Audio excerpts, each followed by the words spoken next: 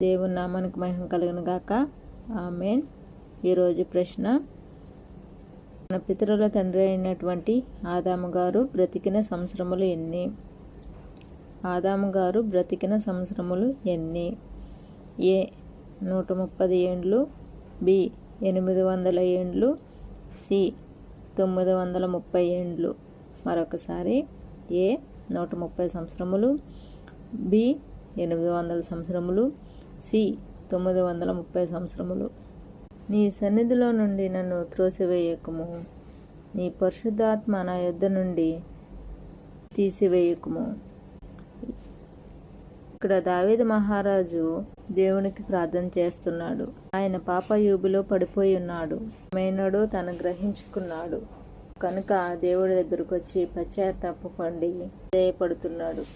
అట్టి రీతిగా మనము కూడా దేవునిని